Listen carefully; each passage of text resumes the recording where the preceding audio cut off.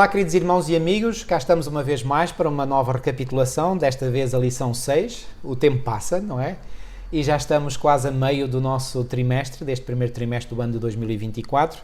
E mais uma vez, conto com a preciosa colaboração do irmão José Eloy Robalo. Olá a todos. E já agora eu não me inibo de dizer o seguinte, hoje, excepcionalmente, não fazemos isso habitualmente, mas hoje, excepcionalmente, tivemos uma conversa entre nós, onde discutimos alguns pontos da lição e mesmo outros pontos fora da lição, e eu quero dizer isto publicamente. Eu tenho no irmão José Eloy um grande amigo e um irmão muito querido que, acredita, irmão, está no meu coração. É recíproco. recíproco. O irmão, eu sei que é recíproco e eu agradeço a Deus por isso. Eu tive a oportunidade de conhecer o irmão José Eloy, e creio que já disse isto, mas volto a dizer, quando eu estava no meu primeiro ano de ministério. Portanto, isto já lá vão 25 anos, portanto, eu iniciei o meu ministério há mais de 25 anos, e logo no meu primeiro ano eu lembro que uma vez estava na igreja onde eu estava a estagiar como pastor, e o irmão veio lá, e não sei se o irmão recorda, foi lá num cantinho da igreja de Paivas, e tivemos uma conversa pessoal, e o irmão, de forma muito gentil, muito amável, que é típico do irmão José Eloy, como vocês podem ver, este homem é doçura em pessoa. Então, de forma muito doce, muito amável, muito gentil, o irmão chamou-me a atenção para algo que eu não estava certo. E ele fez com um jeitinho tão correto, tão amável, tão gentil, que eu senti que havia mesmo amor puro nas palavras que o irmão me transmitiu. E aquilo tocou-me. E eu acabei por reconhecer que ele tinha razão e eu estava errado. E então isso tocou-me, e eu fiquei desde então com uma imagem muito positiva do irmão José Eloy. E já lá vão 25 anos que, portanto, nos conhecemos, e a minha imagem do irmão José Eloy, a minha apreciação dele nunca sofreram a mais ínfima beliscadura, digamos assim. Obrigado, portanto, irmão. Aprecio muito, e na conversa que acabámos de ter pude mais uma vez confirmar como nós estamos em total sintonia um com o outro, em termos teológicos, em termos da compreensão da palavra de Deus. É verdade. Portanto, é uma simbiose perfeita, quer dizer, não poderia dizer de outras palavras, porque é pura verdade. E eu creio que isto, os irmãos que estão aí desse lado certamente percebem que nós, digamos, estamos em total sintonia um com o outro. Talvez não é muito apropriado dizer este provérbio, mas eu vou dizê-lo na mesma. Há um provérbio popular que diz que quando duas pessoas estão muito em sintonia uma com a outra, um diz mata, outro diz esfola, não é? Pois bem, não queremos matar nem esfolar ninguém, não é? Embora vamos falar de um guerreiro majestoso, que foi Davi, não é? Nesta lição, mas deixem-me dizer-vos que, portanto, este provérbio, pois bem, expressa bem este sentimento que há entre nós dois, em que estamos ali realmente taco a taco, em plena sintonia, mesmo nos aspectos em que requer uma compreensão mais vasta, mais alargada e mais profunda da verdade. Pois bem, eu e o irmão José Eloy, posso dizer que ele é como se fosse meu irmão gêmeo. É isso. É, portanto, uma grande sintonia. Eu louvo a Deus por isso, irmãos, porque isto é trabalho de Deus, não é nosso, obviamente. O amor de Cristo nos constrange, como disse o apóstolo Paulo. Portanto, irmão, quero aqui reforçar mais uma vez e dizer publicamente que para mim é uma grande honra e um privilégio poder tê-lo como parceiro, como colega, enfim. Para mim também, irmão. E eu sei que isto tem sido benéfico para mim, mas também, e dou graças a Deus, também tem sido para si. Porque ao nos estimularmos mutuamente um ao outro, não é? Isto reforça a nossa fé, o nosso entusiasmo, exatamente, e o nosso desejo de partilhar a palavra de Deus. Muito obrigado, irmão. Vou pedir que o irmão possa, então, como oração, como é habitual, iniciar a nossa reflexão de hoje. Obrigado, querido Pai. Obrigado por tu me teres dado um amigo, um companheiro espiritual, como o pastor Paulo Cordeiro, Senhor. É bom estarmos em sintonia um com o outro e podemos dar força um ao outro agora no presente e naquilo que está ainda dentro de nós no futuro próximo, Senhor. Tu nos possas abençoar com o teu Espírito Santo, a nós e também a todos aqueles que pensam e sentem assim e que defendem a tua palavra, defendem a verdade e que estão dispostos a apresentá-la diante de todos, custe aquilo que custar, Senhor. Querido Pai, abençoa agora o estudo desta lição, que tu possas estar com o pastor Paulo Cordeiro, com o teu Espírito, como sempre, e que tu possas guiar a sua mente, o seu coração, as suas palavras, e possas fazer o mesmo comigo. e que o teu Espírito possa estar também na mente e no coração daqueles que queiram ouvir e que possam apreciar e compreender a tua palavra e Amém. relembrar muitas coisas que possam estar esquecidas e que possam sentir o desejo dado pelo teu Espírito de permanecerem fiéis à verdade, ao teu povo, à tua igreja, sentir o desejo de defender a verdade também e um dia possam estar prontos para a tua vinda, a tua segunda vinda, Senhor, e possam estar prontos no seu caráter para a vida na nova terra. Amém, Senhor. Esse é o grande objetivo, Senhor, para estarmos, para podermos conviver e estar com Jesus e com os anjos, com os salvos de todas as épocas, com os habitantes de outros mundos, Amém. para viver uma vida eterna. Tu possas abençoar então agora, em nome de Jesus, te suplicamos o estudo desta lição. Amém, Senhor. Amém, Senhor. Amém. Muito bem, o título desta lição é muito curto, mas muito significativo. Levantar-me-ei. Quem é que se levanta e porquê que se levanta e para quem é que se levanta? Pois bem, levantar-me-ei é, digamos, é uma imagem de Deus que se levanta, e quando Deus se levanta é com um objetivo muito específico, é em defesa do seu povo. Embora o texto não venha aqui mencionado na lição, mas este título da lição desta semana imediatamente fez-me pensar, imaginem qual o texto me veio à mente. Pois bem, eu creio que alguns já descobriram, Daniel 12:1, não é? Porque em Daniel 12:1 nós lemos, e eu vou ler esse texto, repito, não é um texto que esteja na lição, mas, portanto, é um texto que fala do seguinte: e naquele tempo se levantará Miguel, o grande príncipe, que se levanta pelos filhos do teu povo, e haverá um tempo de angústia qual nunca houve, desde que houve nação até aquele tempo. Mas naquele tempo livrar-se-á o teu povo. Então Miguel, que é um nome, um dos nomes de Cristo, não é? Ele levanta-se, e levanta-se com que objetivo? Defender o povo de Deus. E defende-os, como diz aqui, portanto, no texto, que o seu povo será livrado.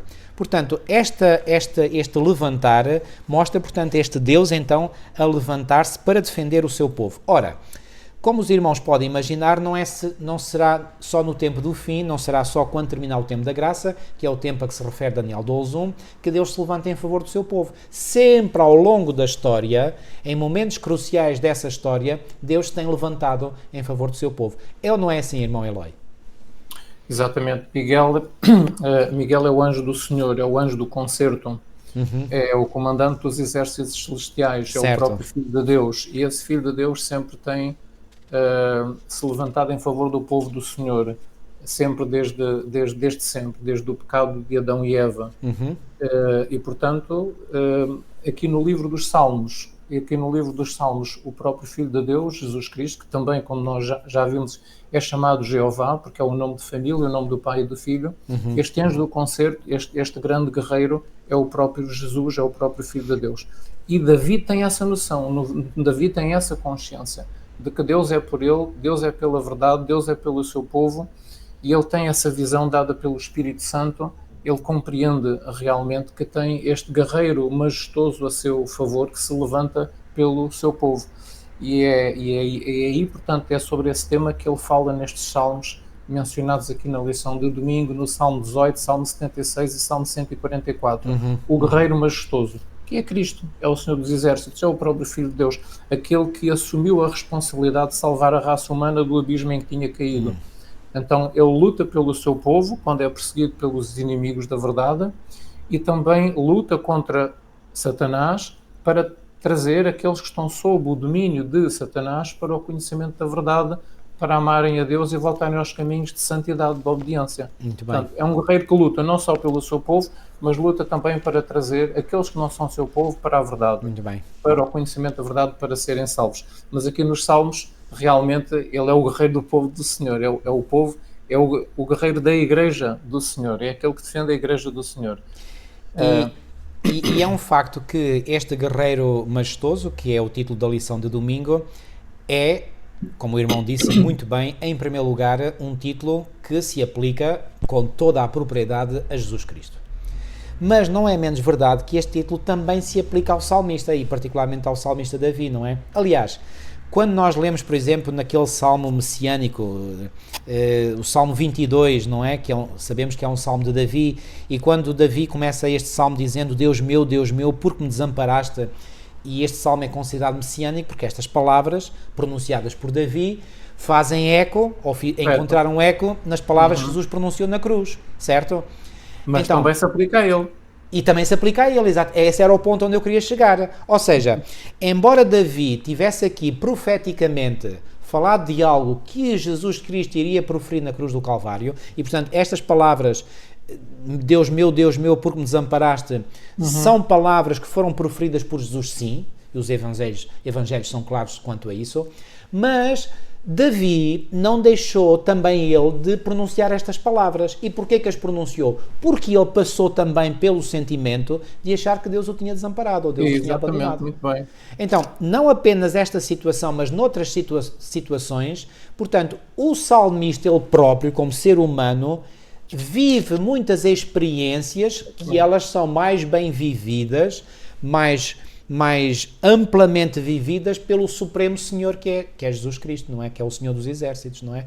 Portanto, quando nós dizemos aqui na lição de domingo o guerreiro majestoso, sim, o guerreiro majestoso é Jesus Cristo, mas não é menos verdade que Davi, digamos, foi um tipo desse guerreiro majestoso. É um tipo desse guerreiro. Esse Davi também foi ele próprio esse guerreiro majestoso. E aqui, queridos irmãos, eu gostaria de chamar a vossa atenção, e já lhe dou a palavra, porque este foi um dos assuntos que nós falámos na conversa em off.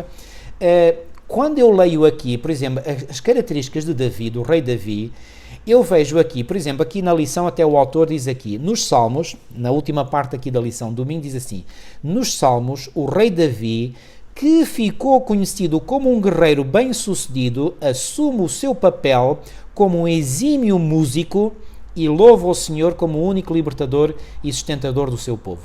Reparem, são duas características que são bem apresentadas ao longo do livro de Salmos que Davi tinha. Ele era um guerreiro, porque ele esteve envolvido em muitas guerras, e quando nós lemos, por exemplo, os livros históricos, como 1 de Samuel, 2 de Samuel, 1 de Reis, etc., principalmente 1 e 2 de Samuel, nós vemos que o rei Davi esteve envolvido em muitas batalhas, certo? Então ele foi realmente esse guerreiro majestoso. Mas, por outro lado, ele também tinha esta característica de ser um exímio músico. Eu não sei se os irmãos concordarão com aquilo que eu irei dizer a seguir, mas quando nós hoje, eu falo por mim, quando eu vejo alguém que tem qualidades musicais, que é um exímio músico, e eu conheço alguns irmãos e irmãs que são realmente exímios músicos, e eu aprecio muito, embora eu reconheça, como já aqui disse, que não tenho muito esse dom da música, mas eu aprecio quem o tem. Atenção, que isto fique muito claro. Gosto de ver pessoas que, por exemplo, que sabem tocar muito bem piano ou qualquer outro instrumento, mas parece que aqueles dedos parece que estão casados com as teclas do piano, não é? Quer dizer, aqueles dedos andam ali, deslizam ali por aquele teclado, e os meus dedos certamente não deslizariam pelo teclado como deslizam os dedos desses exímios músicos e músicas. E já conheci quer homens, quer mulheres que são exímios músicos.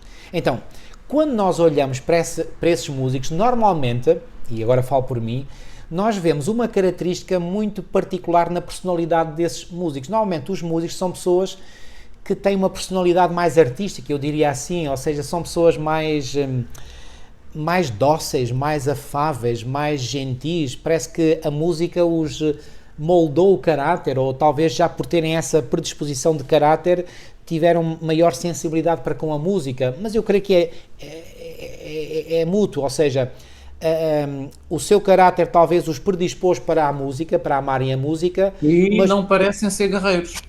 Exatamente, é onde eu vou querer chegar. E por outro lado, a música parece que molda o caráter deles. Mas quando nós olhamos para uma pessoa com essas características, como o irmão disse, não combina bem o músico com o guerreiro, porque o guerreiro normalmente, qual é a imagem estereotipada que nós temos na nossa mente de um guerreiro? É aquela pessoa dura, forte, agressiva, impulsiva, não é? Só uma pessoa com estas características é que pode ser um bom guerreiro, não aquela pessoa afável, meiga, ternurenta. Parece que essa pessoa para ser guerreiro não presta, não é? E Davi era as duas coisas. E Davi era as duas coisas, exatamente. Davi conseguia conciliar no seu caráter estas duas características, estes traços de caráter que parecem, digo bem, parecem, não quer dizer que sejam, porque não são, mas parecem que opostos um ao outro. Onde é que eu quero chegar com o trazer esta verdade à superfície? Muitas vezes nós, e eu falo por mim ou contra mim, nós temos esta visão, digamos, unilateralista de achar, e sobretudo na nossa época, achamos que o melhor cristão, o mais puro cristão é aquela pessoa que tem as características do músico, aquelas características de pessoa afável, dócil, meiga, como eu disse que o irmão José Eloy e é mesmo. Ou seja, vimos também que Davi foi descrito com a palavra, com aquele adjetivo mavioso, quer dizer, aquela pessoa dócil, gentil. Mas eu vou-vos dizer uma coisa, irmãos, e desculpem de eu agora abrir aqui um bocadinho aquilo que me vai na mente. Eu não acredito, mas não acredito mesmo, que quando Davi estava no campo de batalha, ele pegasse na sua espada e, quando fosse para matar os seus inimigos, ele os matasse com gentileza. Não, aquilo era atirar a matar. E certamente que houve muitas cabeças decepadas por ele, houve muitos corações que foram penetrados pela espada dele, houve muitos abdômenes que foram rasgados. Isto amedronta-vos, esta descrição que eu estou a fazer? Eu espero que sim. Mas reparem, irmãos, acham que eu estou a descrever algo que não se passou na vida de Davi? Eu não acredito. Foi mesmo, foi assim. Portanto, foi isto que aconteceu.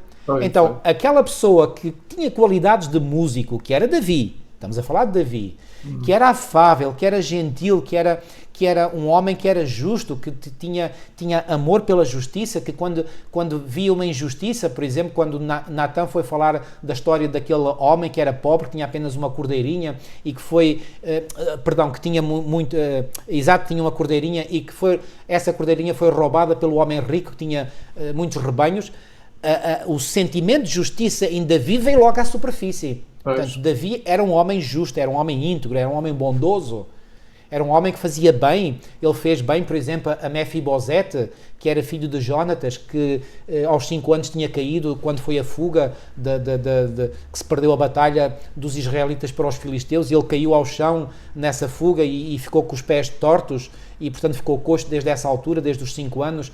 Davi disse, quando descobriu Mefibosete, que era filho do seu amigo Jónatas, não, tu vais comer à minha mesa, Mefibosete, eu vou-te fazer bem. Davi era um homem bom. Davi era um homem bom, generoso, justo. Sim. Mas olhem que Davi não tinha mãos a medir quando era os inimigos de Deus e do seu povo.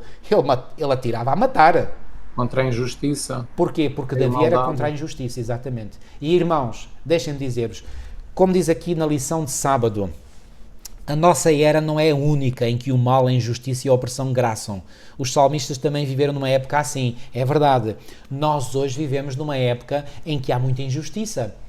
E embora seja requerido de nós cristãos que sejamos pessoas afáveis, boas, generosas, amáveis, não é menos verdade.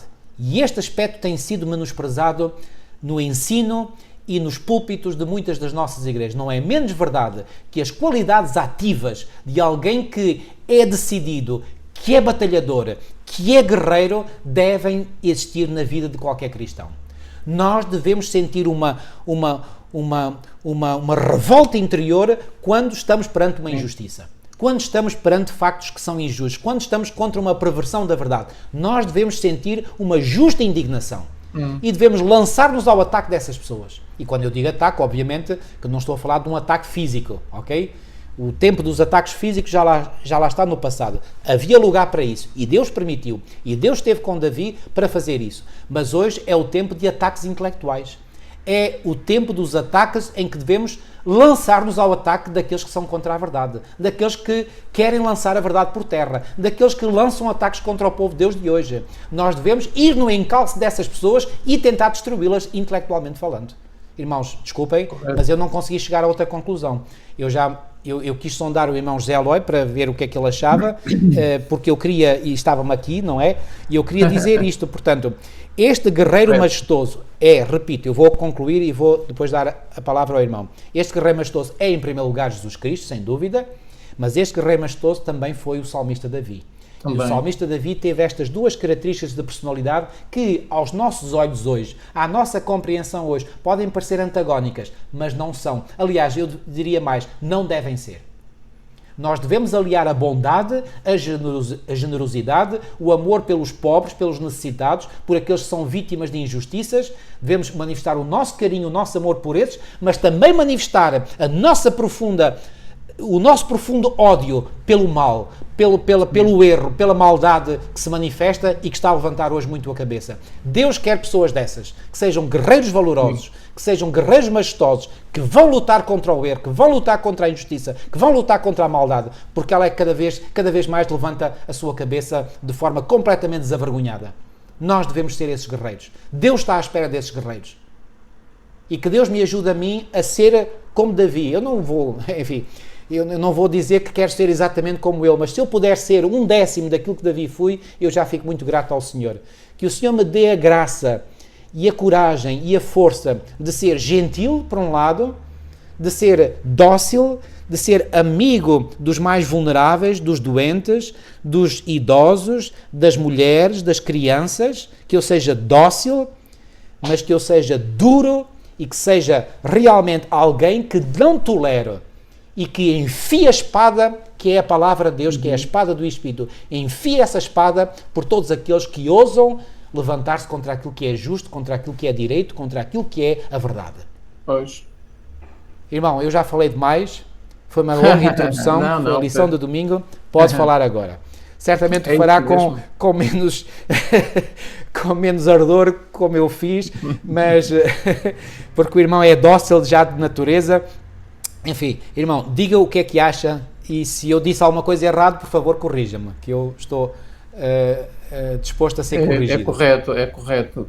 Davi foi como o seu Senhor. O Senhor é Jesus Cristo, é o próprio Filho de Deus, e nós sabemos que o juízo de Deus tem um aspecto duplo. Isso.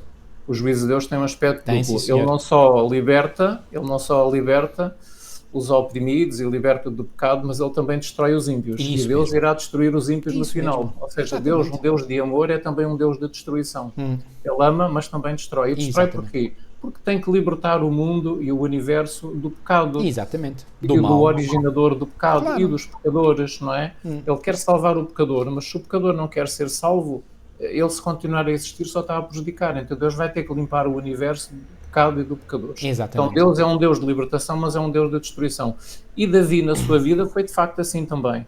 Então é realmente um tipo de Cristo, podemos dizer, um tipo de Cristo, aquilo que Cristo é, aquilo que Davi foi. Portanto, ou seja, Deus é um Deus que ama a bondade e a misericórdia, mas é um Deus que também se indigna com a injustiça. E é um Deus justo. É um Deus justo. É um Deus justo, indigna-se com a injustiça. Exatamente. Ou seja, ele salva, ele dá a sua misericórdia, ele compadece, ele tem compaixão, ele quer que o ser humano se salve, ele quer que as pessoas se salvem, mas também ele é um Deus justo, ou seja, ele não pode dar continuamente a existência a um ser que não quer ser ajudado, isso, não quer ser salvo, muito bem, não muito quer bem ser colocado. Transformado à imagem de Deus e tornar a ser aquilo que a raça humana era no início, antes da entrada do pecado. Então Deus tem que exercer a sua justiça, porque a justiça, Deus é um ser que tem misericórdia e justiça, ele tem sempre estas duas coisas. Sempre. E o arco-íris que existe à volta do seu trono simboliza exatamente isso, a junção da justiça com a misericórdia. Muito bem. A misericórdia dá a oportunidade de salvação, de recuperação, isso. de regeneração. Mas a justiça exige que, caso a pessoa não queira ser recuperada e não queira ser salva, e não queira voltar a ser uma estrela a brilhar no universo de Deus, estrela no caráter, não é? A semelhança de Deus, a justiça exige que essa pessoa não possa continuar a existir no universo de Deus. Deus não pode, é como um cancro que está num corpo humano. A gente não pode deixar o cancro alastrar à vontade. Exatamente. A gente tem que eliminar o cancro, não é? Se possível, tem que ser aberto, feita uma operação e remover o tumor para que o tumor não alastre, não é? Então, a justiça de Deus exige que esse tumor seja removido, não é? E é claro, se o pecador não quer ser salvo. Então, os salmos mostram, quando nós lemos atentamente estes salmos que nós estudamos, mostram o protesto de Deus contra a violência e contra a opressão. E esse protesto vê-se nas palavras do salmista, inspirado pelo Espírito Santo, que escreve isso nos Salmos. Deus é um Deus que protesta contra a violência e contra a opressão. Mas também é longânimo, é outra faceta. E retém a sua ira. O Senhor é longânimo e retém a sua ira, mas não retém a sua ira para sempre. Isso. Então haverá uma altura em que Deus deixa que a sua ira faça o seu trabalho e é aí que Deus exerce a justiça. É por isso que a Bíblia e os Salmos falam no dia do juízo, não é? É o dia do Senhor, o dia do juízo. Portanto, é uma ocasião em que Deus vai exercer a sua função como juiz, não é? E vai exercer justiça contra a maldade e contra tudo aquilo que está mal. E já agora, então, irmão, se me permite, esta justiça tem dois aspectos.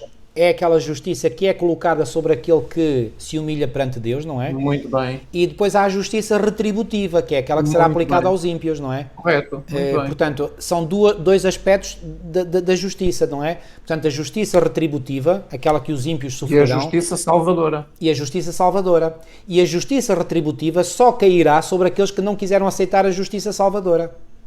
Exatamente, correto. A justiça salvadora é mais uma ilustração do caráter e do espírito de Cristo. Portanto, é um caráter, é um espírito que salva o ser humano quando é introduzido no ser humano, que é o próprio espírito de Deus, o espírito de Cristo, é a justiça de Cristo, é o caráter de Cristo, e depois vem a justiça, que é a execução do juízo. Exatamente. A execução, portanto, da punição ou do castigo, porque Deus não pode permitir a existência no universo durante muito tempo de coisas que estão mal. Exatamente. Então, Deus é isso mesmo. proporciona a oportunidade. É esta a ideia que tem que ficar clara na nossa mente. É a mesma coisa, não se pode permitir que um assassino que ande indefinidamente solto. Exatamente. Para fazer aquilo que quer e destruir vidas, não é? Não se pode permitir. Portanto, ele tem que ser apanhado e tem que ser... Portanto, Deus no final não pode permitir que Satanás continue a existir e os seus anjos, e que os pecadores continuem a existir, e porque estão a estragar o universo de Deus, é uma mancha, não é? Exatamente. Então, ok, então a lição de domingo, nós vemos aqui que os salmos descrevem Deus como o Senhor dos exércitos, e estes exércitos são os anjos. Deus comanda os seus anjos, portanto, tanto para salvar como para impedir o mal de fazer o seu trabalho. E nós aqui nestes salmos, o que é que nós vemos? Se nós analisarmos atentamente estes salmos, nós não temos, são tantos que nós não temos a oportunidade de ler realmente em pormenor isto, mas, por exemplo, no Salmo 18, nos versículos 13 a 15, vemos Deus como realmente um guerreiro majestoso. Um guerreiro majestoso que tem armas e usa essas armas para lutar contra o mal. Então, Deus é um ser com enorme poder, é aquilo que vemos nos Salmos, é um guerreiro, é um juiz, mas é um ser, é um guerreiro que também tem compaixão e que cuida do seu povo, cuida dos sofredores. É um guerreiro que tem capacidade para vencer o mal, não é? Vemos também aqui nos Salmos que é um guerreiro que alcança sempre a vitória e que é um guerreiro que luta por Davi. E ao lutar por Davi, isto simboliza que Deus luta por todos aqueles que são como Davi, luta pelo seu povo, luta por aqueles que amam a verdade, que amam a retidão. Deus luta por todos esses que são fiéis à verdade e à lei de Deus, não é? E Deus luta por eles e livra-os. É isso que nós vemos nos Salmos, como por exemplo o versículo 47 e o 48 do Salmo 18. Vê-se que realmente Deus é um Deus que luta por nós e livra aqueles que são o seu povo. E é um Deus que sustenta, o seu povo, tenta suster realmente a Igreja no seu caminho reto, mas nós sabemos que infelizmente o povo do Senhor acaba por ser definido como aqueles que são fiéis dentro do seu povo. Nós já dissemos isto anteriormente, dentro da Igreja do Senhor existe o remanescente, que são os verdadeiramente obedientes, e esses realmente são verdadeiramente amados por Deus e são sustentados por Ele. Por isso é que o apóstolo Paulo disse, ainda que o remanescente seja como a areia ainda que o povo de Deus seja como a areia do mar, um remanescente será salvo. Exatamente. E nos dias finais da história da Terra, o mesmo. Nós sabemos que a igreja de Laodiceia é a igreja do Senhor, mas nem todos dentro da igreja de Laodiceia são o remanescente e serão realmente salvos. Exatamente. Nós sabemos que há uma percentagem que são aqueles que são o remanescente, porque a Bíblia diz-nos só o remanescente é que será salvo, ainda que os descendentes de Abraão sejam como a areia do mar. Então, na igreja dos últimos dias é exatamente o mesmo. Na última organização que Deus tem sobre a terra, a Igreja Adventista, que é a Igreja do Senhor, somente aqueles que são fiéis dentro da igreja é que serão salvos pelo Senhor, infelizmente, porque se prepararam, qualificaram para isso e deixaram o Senhor atuar no seu coração para refletirem realmente o caráter do Senhor. Irmão, então, se me permite... Deus luta por esses mais ainda em especial. Sem dúvida. Não é? e livra esses de uma maneira mais especial. E é o sustentador desses do remanescente de maneira mais especial. Se bem que Deus queira regenerar, recuperar, salvar todos os que pertencem à organização do Senhor destes últimos dias, à Igreja oficialmente organizada do Senhor nestes últimos dias, se bem que Deus trabalhe para salvar todos, líderes e membros de Igreja, mas nem todos, portanto, infelizmente... Se deixam trabalhar pelo Senhor. Deixam trabalhar pelo Senhor. Então, mas Deus é um Deus que podemos confiar nele, é um Deus confiável, e é isso que nós vemos nos Salmos, e são estas as ideias que a lição do domingo nos transmite, que Deus é assim, tem estas características todas. É isso. Sabe, irmão, sobre o remanescente, e já que o irmão tocou no assunto, eu vou fazer aqui um pequenino parênteses, porque não é assunto da lição, mas muito rapidamente, para dizer o seguinte: às vezes há 2 versículos no livro do Apocalipse, que é Apocalipse 12:17 e Apocalipse 14:12, que são às vezes vistos como textos sinónimos. Eu uma vez li no livro de um autor adventista que eu gosto muito, ele é de origem judaica e um dos maiores intelectuais quanto a mim. Ducan. Não, por acaso foi Clifford Goldstein, que é Clifford Goldstein. Jacques Ducan é outro, portanto também é outro indivíduo de origem judaica. Também gosto muito, aliás, foi com Jacques Ducan que eu aprendi mais sobre Daniel e Apocalipse. Mas Clifford Goldstein é um intelectual nato também, e foi num livro que ele escreveu sobre 1844, e ele fala, no remanescente, perdão, li os dois, e nesse livro do remanescente ele diz que Apocalipse 12:17 e Apocalipse 14:12 descrevem 2 remanescentes. Apocalipse 12:17 descreve o remanescente organizado, ou seja, é o corpo organizado que Deus tem sobre a terra. E esse corpo organizado remanescente é claramente a Igreja Adventista do Sétimo Dia. Isso. Apocalipse 14:12 é o remanescente do remanescente organizado. É isso mesmo. É isso mesmo. Portanto, e repara, assim como a organização é caracterizada por ter no seu seio o testemunho de Jesus, que é o Espírito de Profecia, e nós como organização nunca abdicámos desse valor, não é? Que o Senhor colocou à disposição da sua Igreja, não é? E embora haja muita gente dentro da Igreja, tem que se dizer isto, não é? Eu gosto de ser factual, apresentar os factos como eles são.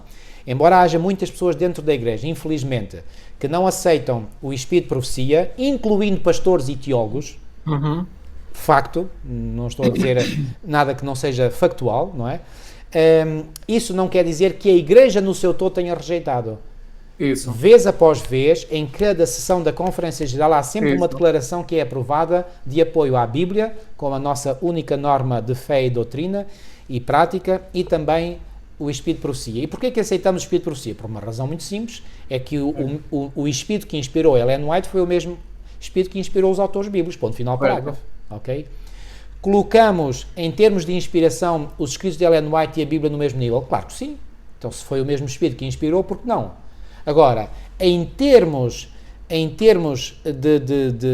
de canónicos, ou seja, em termos de cânon, em termos de métrica, não é? Para ser o avaliador de doutrinas, de prática, etc., não colocamos o Espírito de Profecia. Portanto, quando eu digo Espírito de Profecia, os escritos de Ellen White, porque os autores, os profetas bíblicos também estavam movidos pelo Espírito de Profecia. Portanto, nós não colocamos os escritos de Ellen White ao mesmo nível da Bíblia no aspecto canónico. Portanto, não consideramos que os escritos de Ellen White, digamos, tenham o mesmo estatuto canónico que têm os livros da Bíblia. A inspiração é a mesma, e rigorosamente a mesma. Agora, nós devemos ser capazes, e isso é um esforço que eu me tenho imposto a mim próprio desde os meus tempos de estudante de teologia, devemos ser capazes de ir aos outros apresentar as verdades da palavra de Deus com base na Bíblia.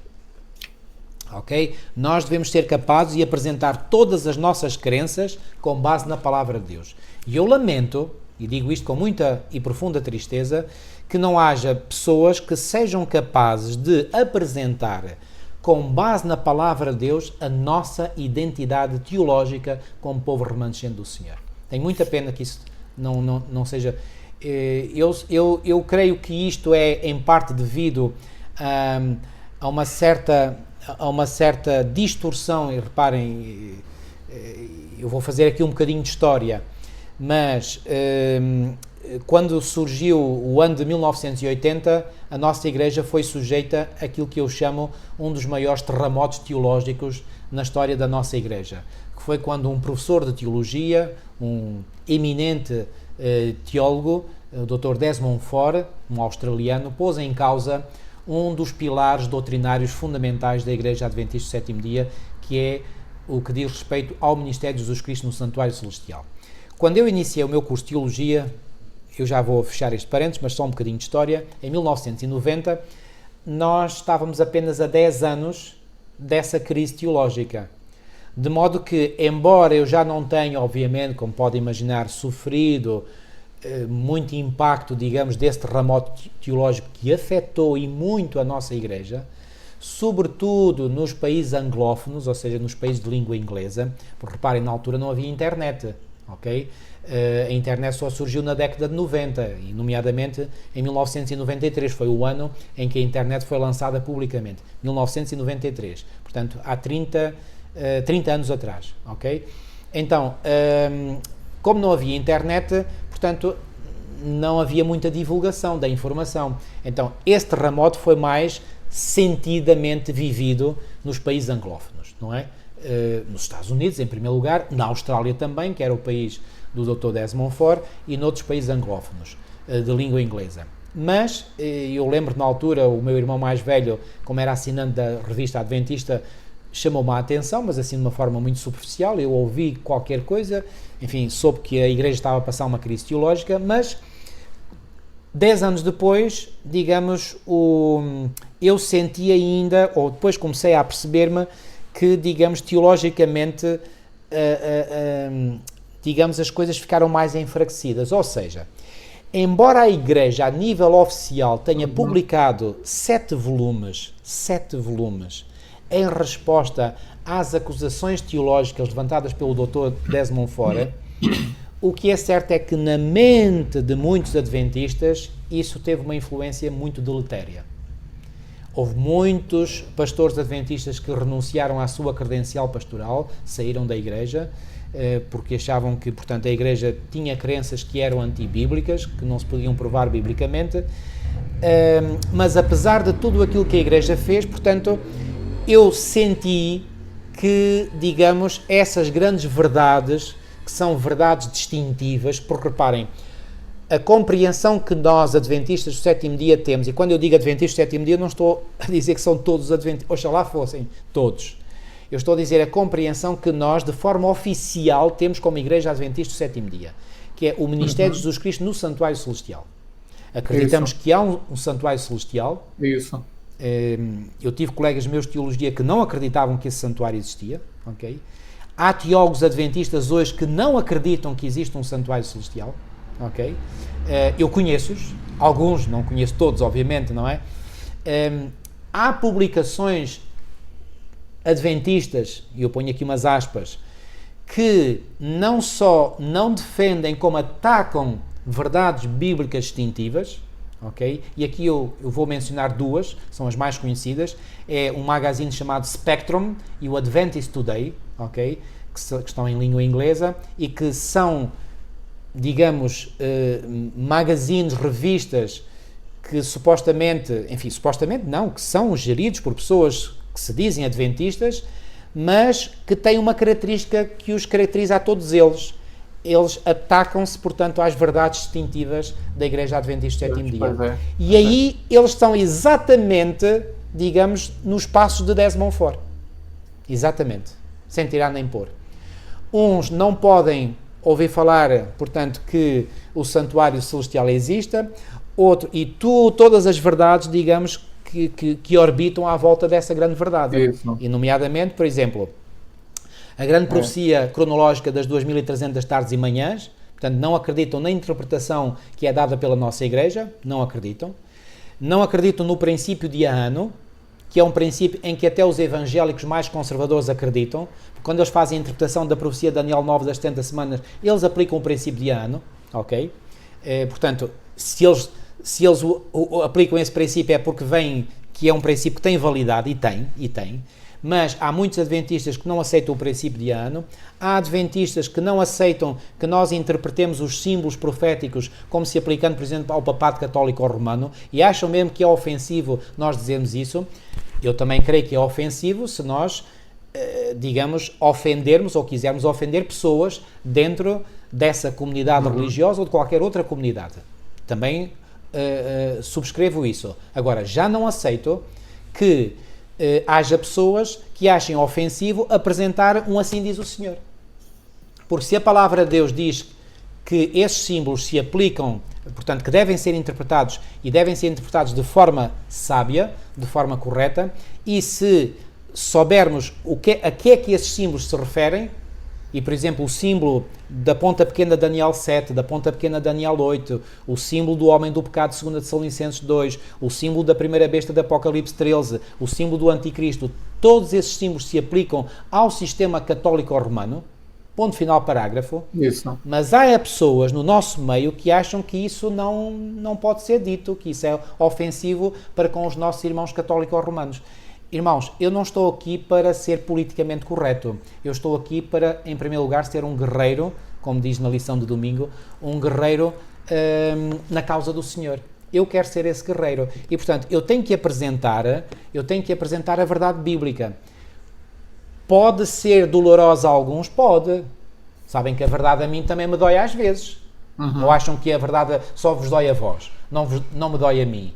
A verdade obriga-me a humilhar muitas vezes, com choro e com baba e ranho diante do Senhor, pedindo perdão pelos meus pecados. Tenho que o fazer, pois tenho. E faço, e vou-vos dizer, embora na altura, como diz Paulo em Hebreus 12, a disciplina não pareça ser motivo de alegria, mas a longo prazo isso dá-me alegria, quando eu sou disciplinado pelo Senhor, através da sua palavra. Então a verdade também me dói a mim, claro que dói. Eu também tenho que fazer um grande esforço e tenho que lutar muito com Deus para me pôr em conformidade, pôr a minha vida em conformidade com a verdade de Deus. Já o fiz no passado e seguramente que esse trabalho não está ainda terminado em mim. Quando estiver, o Senhor pode me dar aí o descanso da morte, não é? Mas por enquanto permaneço vivo, logo eu admito que esse trabalho tem que ser continuado em mim. Então, custa? Pois custa, mas eu tenho que me submeter à verdade. Eu tenho que ser moldado pela verdade. O meu coração tem que se humilhar diante do Senhor da verdade. Eu tenho que ser moldado pelo seu Espírito Santo. Então, a verdade não dói só a vós, irmãos. Também me dói a mim. Também dói ao irmão José Eloy. Porque nós estamos aqui, não é só desculpem-me a expressão, a debitar bitites para os outros. Não, nós queremos comunicar a vós aquilo que nós, em primeiro lugar, queremos viver na nossa vida. E sabemos que é possível viver com a graça e pelo poder do Espírito Santo a trabalhar em nós. Então nós não estamos aqui só para falar por falar. Nós queremos viver aquilo que pregamos. Ok? Então, que guerreiros é que nós precisamos hoje? Que guerreiros majestosos nós precisamos hoje? Pessoas que defendam as verdades da palavra de Deus. E eu não tenho que apenas defender aquelas verdades que o mundo cristão em si aceita. Por exemplo, vou falar de uma verdade básica, a existência de Deus. Vão perguntar a qualquer cristão de qualquer igreja se acreditam em Deus. É óbvio que acreditam. Então reparem, vou eu perder muito tempo a tentar provar a existência de Deus? Eu poderei perder tempo, entre aspas, a tentar convencer, entre aspas, um ateu, um agnóstico. Não é pessoas que não pertencem a nenhuma igreja. Mas, dentro daqueles que pertencem a outras igrejas, o que é que eu vou fazer tentando provar a existência de Deus para essas pessoas? Nada, porque eles já acreditam em Deus.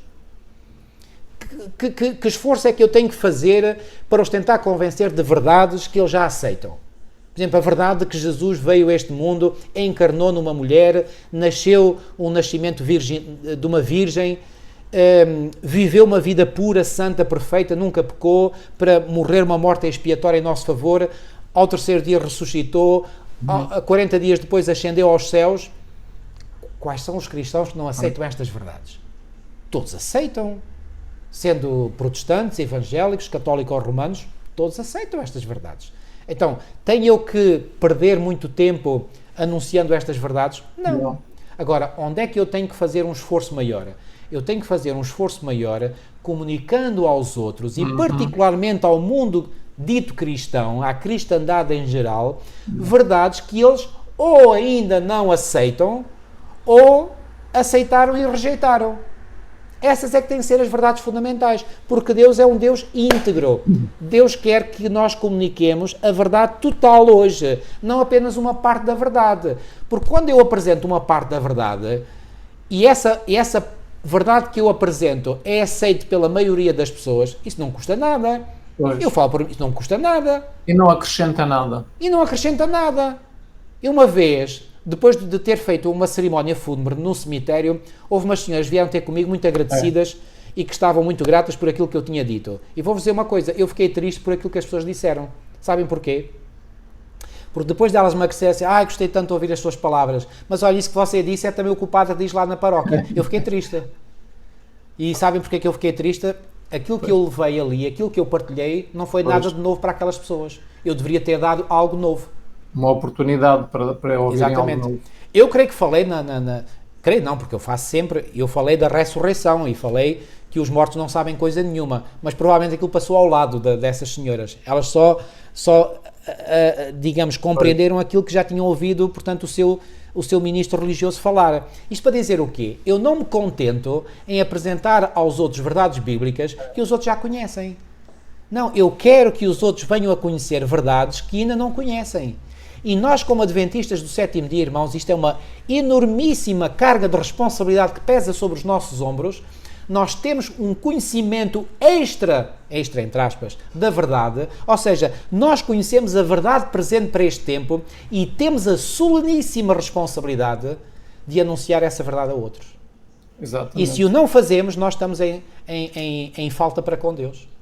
Deus quer que o seu povo remanescente, do seu povo remanescente organizado, apresente ao mundo verdades. E vou-vos dizer uma coisa, é cada vez mais difícil apresentar essas verdades que nos distinguem como povo aos outros. Sabem porquê? Porque quando nós apresentamos essas verdades, invariavelmente suscitamos logo uma guerra, suscitamos oposição. E somos depois acusados de sermos controversos, de gostarmos de controvérsias, porque onde a verdade e a verdade distintiva entra de forma clara e incisiva, há imediatamente reação, e uma reação brutal por vezes, uma reação negativa. E depois, quem é que pesa? Depois, em vez de se falar contra aqueles que rejeitam a verdade, falam-se contra os portadores da verdade. Pois.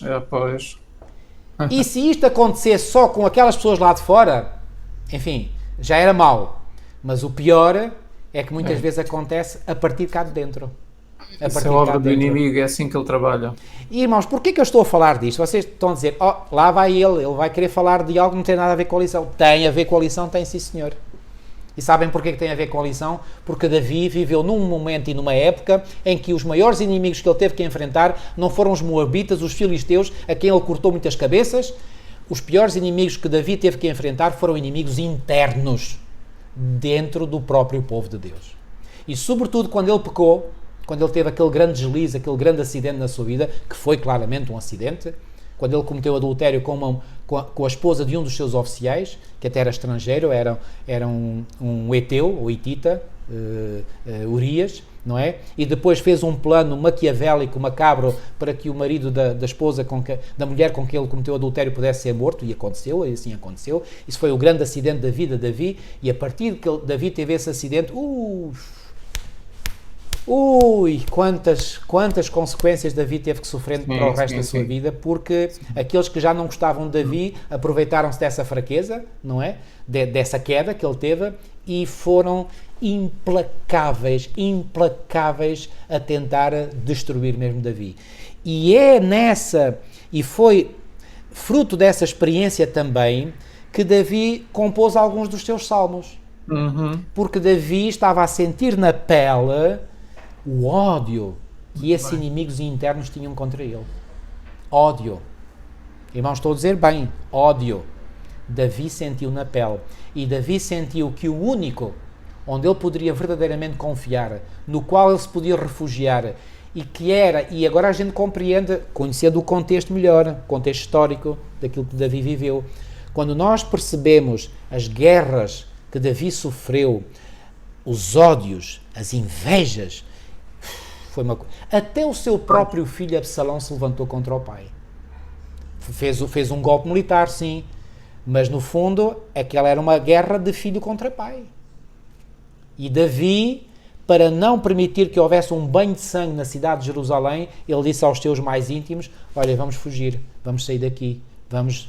E Davi saiu a chorar, e foi até ao Monte das Oliveiras, passou do Monte das Oliveiras para lá, foi com a sua comitiva, e depois houve alguns que vieram depois juntar-se a Davi, e a um deles Davi disse: olha, faz-me só um favor, volta para trás, vai-te ligar ao governo do meu filho Absalão e tenta destronar o conselho de Aitofel. E esse Aitofel, ou chamado noutra versão Aquitofel, era um indivíduo que era familiar de Batseba, com quem Davi tinha cometido adultério. Como é que acham que era o sentimento de Aitofel para com Davi? Era de puro ódio. Puro ódio. Mas, embora Aitofel estivesse nesse ponto certo, porque Davi cometeu um erro, sem dúvida, aliás, Deus foi claro ao dizer através do profeta Natan que através desse erro tu permitiste que os inimigos pudessem dizer mal, e foi o que aconteceu. Satanás exultou com o pecado de Davi, como vocês podem imaginar, porque isso deu argumentos aos inimigos de Deus e do seu povo de falarem contra o servo de Deus que era Davi. E como é que vocês acham que Davi viveu tudo isto? Não foi fácil. Pois não foi. Mas Davi, depois de ter tido esse desastre na sua vida, Davi ainda se chegou mais a Deus. Ele era sincero, ele era honesto, ele fez uma confissão sincera, como nós sabemos, e Davi viveu uma experiência muito mais profunda com Deus do que tinha vivido até aí. Já tinha vivido, é verdade, mas a partir daí viveu mais. Então, tudo o que resulta dessa experiência que este homem de Deus viveu, está aqui. E grande parte dos salmos que nós estamos a estudar foi o resultado da experiência real vivida desse homem de Deus que viveu, teve as suas falhas, teve a sua queda, uma grande queda moral, mas Davi não largou a mão do Senhor, agarrou-se ainda mais ao Senhor e o Senhor o libertou. E isto é a coisa mais linda uma das coisas mais lindas que eu encontro na palavra de Deus. Por causa disso, Deus pôde dizer que Davi era um homem segundo o seu coração. Uau! Uau! Meu querido irmão, minha querida irmã, também pode ser um homem de acordo com o coração de Deus. Pode ser uma mulher de acordo com o coração de Deus, mesmo que tenhas caído. É tão necessário que tu te arrependas, honesta e genuinamente. Vás ao Senhor em busca do perdão, da sua graça, da sua misericórdia, e procures pela sua graça também, pelo seu poder e pela sua misericórdia, pôr a tua vida em harmonia com a vontade de Deus, expressa nos 10 mandamentos. É tudo aquilo que o Senhor pede de ti. E se tu fizeres isso, que foi a experiência de Davi, podes ter a certeza absoluta, não é a palavra minha que o confirma, é a palavra de Deus que o confirma. Podes ter a certeza absoluta, serás um vencedor, como Davi foi e muitos outros foram. Na graça e no poder do Senhor. Há aqui um texto que confirma irmão, isso. Eu acho que já passei a lição toda, pronto, desculpe lá, olha. Agora vou deixá-lo falar. Foi bom, foi muito bom, irmão, foi muito bom. Mas nos comentários, portanto, escolhidos de Ellen White, que os nossos líderes colocaram aqui para o estudo desta semana, há um que vem na meditação matinal de 1991, na página 237, e que vem realmente confirmar aquilo que o irmão acabou de dizer, e que diz assim: o homem caído é o cativo legítimo de Satanás, nós sabemos isso. A missão de Cristo é libertá-lo do poder do seu grande adversário. Ora bem. O homem é naturalmente inclinado a seguir as sugestões de Satanás, todo o ser humano que nasce neste mundo, e não consegue resistir com êxito a tão terrível inimigo, sozinho. A menos que Cristo, o poderoso vencedor, nele habite. Esse é o segredo. Guiando-lhe os desejos e dando-lhe resistência. Então, o segredo para nós deixarmos de ser cativos legítimos de Satanás e conseguirmos ser esses guerreiros como Davi, esse grande guerreiro como Davi foi, esses grandes guerreiros do passado, guerreiros espirituais, como nós temos nos homens santos da Bíblia e como irão existir agora no final dos tempos, quando vier a chuva sorota e o alto clamor e a lei dominical e a verdade tiver que ser proclamada ao mundo inteiro, esse povo escolhido por Deus sobre quem derramará a chuva sorota e vão ser guerreiros espirituais, guerreiros da verdade. Então o texto diz assim: o homem é naturalmente inclinado a seguir as sugestões de Satanás e não pode resistir com êxito a tão terrível inimigo, a menos que Cristo, o poderoso vencedor, nele habite. Este é o segredo. Guiando-lhe os desejos e dando-lhe resistência. Então é Deus que dá a resistência, é Deus que nos dá os desejos bons, mas primeiro Ele tem que habitar em nós pela fé. Então deixamos de ser legítimos cativos de Satanás. Então somos libertos por Deus. E a seguir o texto diz assim: Só Deus é capaz de limitar o poder do maligno. Então, o poder do maligno pode ser limitado sobre o ser humano, mas só Deus pode fazer isso. E a seguir diz, Satanás sabe melhor do que o povo de Deus o poder que esse povo pode ter sobre ele, quando fazem de Cristo a sua força. Então, nós podemos ter um poder grande sobre o nosso inimigo espiritual, aquele que foi expulso do céu, mas quando fazemos de Cristo a nossa força, o tal grande guerreiro que é mencionado nos Salmos, não é? Para Davi, Deus, o Filho de Deus, é o grande guerreiro que luta pela igreja, luta pelo seu povo, luta por aqueles que amam a Deus. Quando eles rogam, quando o povo do Senhor roga humildemente ao poderoso vencedor que os ajude, o mais fraco dos crentes, na verdade, então se alguém disser, eu sou muito fraquinho dentro da igreja, eu sou o menor, sou mais fraquinho, então o texto está a dizer que o mais fraco dos crentes, na verdade, repousando firmemente em Cristo, pode, com êxito, repelir Satanás e todas as suas hostes. Quem são as hostes? É um terço dos anjos caídos que foram expulsos do céu e estão aqui neste mundo a fazer todas estas coisas más, juntamente com Lúcifer. Então, o mais fraco dos crentes, na verdade, repousando firmemente em Cristo, pode com êxito repelir Satanás e todas as suas hostes. Porquê? Porque Cristo é o tal guerreiro majestoso que é o título da lição de domingo. Exatamente. É este guerreiro majestoso que Cristo é, que Deus é, que dá este poder ao seu povo, à sua igreja, ao crente verdadeiro, para conseguir ter a vitória sobre Satanás, Lúcifer, o tal anjo expulso do céu. E a seguir diz assim, agora repara, isto é uma guerra, isto é uma luta. E o texto diz assim, eu estou na página 41 dos comentários, Satanás chamará como ajuda legiões dos seus anjos para opor-se ao progresso de uma alma que seja, e se possível, arrebatá-la da mão de Cristo. Vejam a guerra que se desenvolve aqui no mundo invisível à nossa volta. Há legiões de anjos maus a lutarem pela posse daquela pessoa e anjos bons a lutarem também pela posse daquela pessoa. Se, porém, a pessoa em perigo persevera e na sua impotência se lança sobre os méritos do sangue de Cristo, o nosso Salvador ouve a fervorosa oração da fé e envia reforços daqueles anjos magníficos em poder para libertar essa pessoa. Satanás não suporta que se apele ao seu poderoso rival, Cristo, pois teme e treme diante da força de Cristo e da sua majestade, o tal guerreiro majestoso que é o tipo da lição do domingo. E depois diz assim, ao som da fervorosa oração, todo o exército de Satanás treme. Pois. Ao som da oração fervorosa, todo o exército de Satanás treme. Então, por isso é que ele procura, de todas as maneiras, dirigir a mente da pessoa, os pensamentos da pessoa, os sentimentos da pessoa, para tudo menos para a oração. Porque se ele sabe que se a pessoa pedir ajuda em oração sincera, com lágrimas, o Senhor Jesus imediatamente envia, como diz aqui, anjos magníficos em poder para libertar essa pessoa das forças do maligno que atua na sua mente, no seu coração, ou até mesmo no ambiente exterior. Exatamente. Não é? Algo que está a acontecer à pessoa. Então, este é o guerreiro majestoso que nós temos, que é o título da lição de domingo. Irmão, eu vou dizer uma coisa, a lição de domingo para mim foi o ponto alto desta lição, portanto, eu fiquei encantado com esta lição aqui do domingo. Já agora, irmão, se me permite, eu não queria dizer mais nada, mas, irmão, vamos tentar depois fazer também um resumo das lições seguintes, mas eu vou dizer aqui um ponto fundamental. Sabem por que razão, isto é importante que se diga, porque nós precisamos de ver as coisas numa dimensão mais vasta, mais alargada, mais profunda. Isso, como um todo. Vocês acham que foi por acaso que Davi teve aquele acidente, aquele grande acidente na sua vida que eu vos falei? Não, não foi por acaso. Sabem, Satanás sabia muito bem quem era Davi. E não apenas sabia que ele era o rei, obviamente, não é? Mas sabia que Davi pertencia... Qual era a tribo à qual Davi pertencia? Era a tribo de Judá.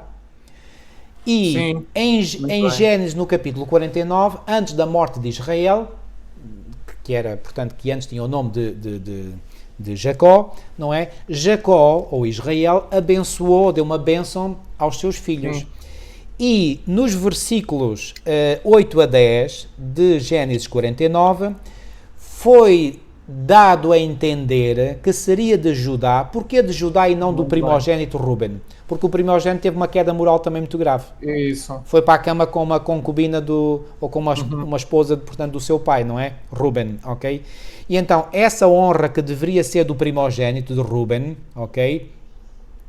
Repare no versículo 4, diz assim, eu vou ler o 3 também: Rúben, tu és meu primogénito, minha força e o princípio do meu vigor, o mais excelente em alteza e o mais excelente em poder, e inconstante como a água, não serás o mais excelente. Porquê? Porque quando subiste ao leito do teu pai, então o contaminaste, subiu à minha cama. Então, foi isto que desprestigiou Rúben de ser, portanto, aquele de quem viesse o Messias. Então, isso passou para Judá, ok? E de Judá, é dito no versículo 8, Judá, a ti te louvarão os teus irmãos, a tua mão será sobre o pescoço dos teus inimigos, os filhos do teu pai a ti se inclinarão. Judá é um leãozinho, da presa subiste, filho meu. Judá é leãozinho. Lembra-se, por exemplo, o apóstolo João no livro do Apocalipse diz que Jesus é o leão da tribo de Judá. Ok? Então reparem, versículo 10, o cetro não se herdará de Judá, nem o legislador de entre seus pés, até que venha Shiló, e a ele se congregarão os povos. Quem é Shiló? Outro nome de Jesus Cristo. Então, quando o diabo ouviu, eu vou dizer o seguinte, provavelmente o diabo já sabia, mas mesmo que não soubesse, quando o diabo ouviu Jacó, Israel, pronunciar estas palavras, ele imediatamente colocou na sua mente, ops, já sei de onde virá o futuro libertador. Já sei de onde virá o Messias, virá da tribo de Judá. Então Satanás ficou com um ódio especial à tribo de Judá. Não porque Judá fosse mais, não, porque Deus, na sua soberana decisão, tinha decidido que o Messias viria pela tribo de Judá. Ora, Davi era um rei precisamente da tribo de Judá. Ok? E Davi estava a mostrar, portanto, pelas suas batalhas, pelas suas vitórias, que Deus estava com ele. Então o que é que o diabo imaginou claramente? Pois bem, eu se puder destruir Davi, eu quebro aqui esta corrente, digamos esta semente, esta descendência, que há de levar até ao Messias, que há de vir para dar cabo da minha cabeça. Porque Satanás não se esqueceu da promessa que Deus tinha feito lá no Éden. Da semente da mulher, que iria a cabeça da serpente. Que feriria a cabeça da serpente. Isso ficou interiorizado na mente de Satanás. Então Satanás, ao longo de toda a história do Antigo Testamento, ele procurou sempre fazer uma de duas coisas: ou destruir a semente, ou então corromper a semente.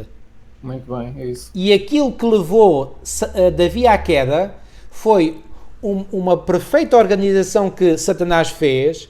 Acham que foi por acaso que naquele momento ele pôs lá aquela mulher lá, portanto, a tomar banho lá no quintal da casa que se via lá do palácio de Davi? Certamente que isto foi tudo arquitetado pelas forças do mal, que conheciam as fraquezas de Davi, é verdade. Davi tinha uma atração muito grande pela figura de uma mulher, não é? E pela